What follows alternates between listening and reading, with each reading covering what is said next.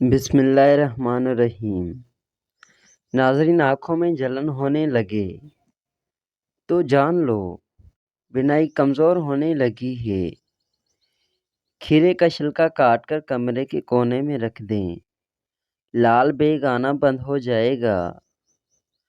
اگر آپ خوبصورت اور سمارٹ رہنا چاہتے ہیں تو اپنی خوراک میں چاولوں کے مقدار کو کم کر کے پھلوں کے مقدار کو بڑھائیں۔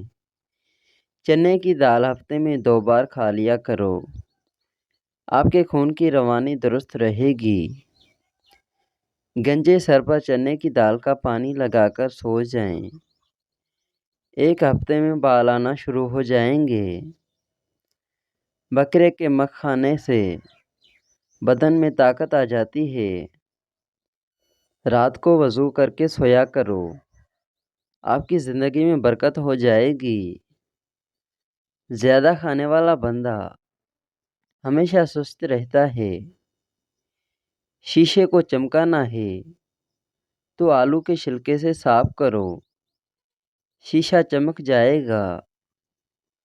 زیادہ ٹھنڈے پانی سے نہانے سے جسمانی تھکاوٹ ہو جاتی ہے۔ زیادہ بولنے والا بندہ کم عقل ہوتا ہے۔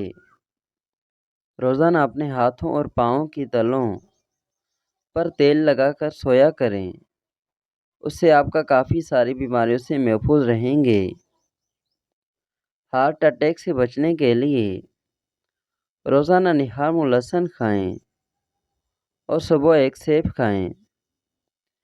زندگی بھر تندرستی چاہتے ہو تو جب بھی گوشت کھاؤ جوان جانور کا کھاؤ۔ جو بندہ نہار منہ شہد چاٹ لیتا ہے اس کو زندگی بھر کوئی بیماری گھیر نہیں سکتی۔ اسفنگول روزانہ کھانے سے معدے میں تیزابیت سے ہونے والی جلن نہیں ہوتی۔ بیٹر کھانے سے دل کی نالی سکڑ جاتی ہے۔ بریلر کھانے سے بہت جلد گر جاتے ہیں۔ خربوزہ کھانے کے بعد تھوڑا سا نمک چاٹ لو تو بدہضمی نہیں ہوگی۔ الائچی چبانے سے بلڈ پریشر نارمل رہتا ہے۔ سرخ فالسی کھانے سے معدہ ٹھنڈا رہتا ہے۔ انار کھانے سے جگر خون زیادہ بناتا ہے۔ رات کو ادرک چبانے سے پیٹ نہیں نکلتا۔ املی کا شربت پینے سے گرمی نہیں لگتی۔ گنے کا رس پینے سے نیند اچھی آتی ہے۔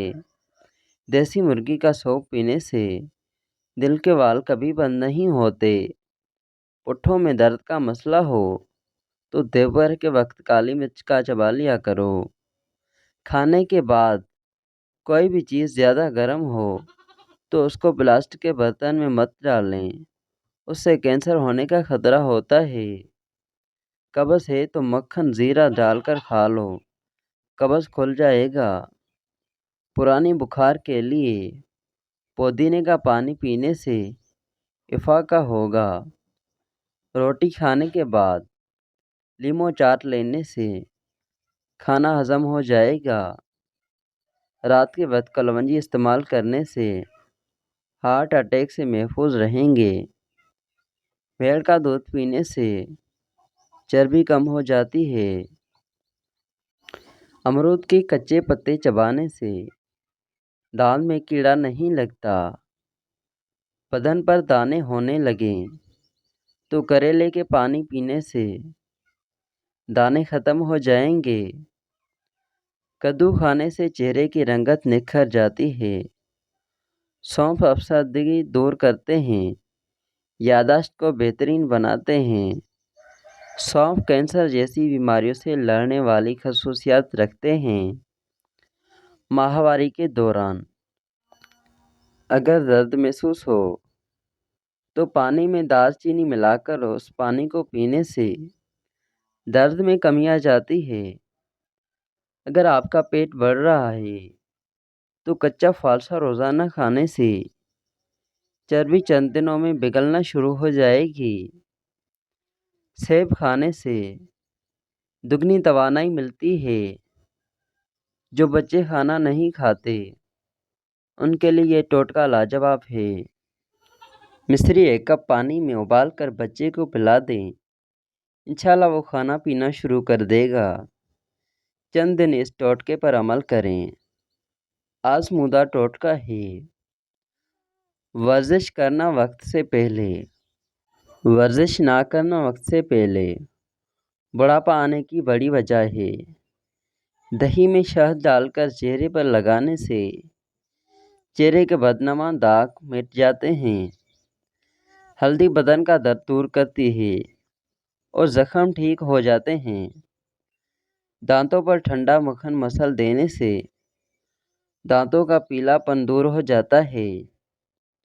آلو بھون کر کھانے سے آنکھوں کے حلقے چند گھنٹوں میں ختم ہو جاتے ہیں۔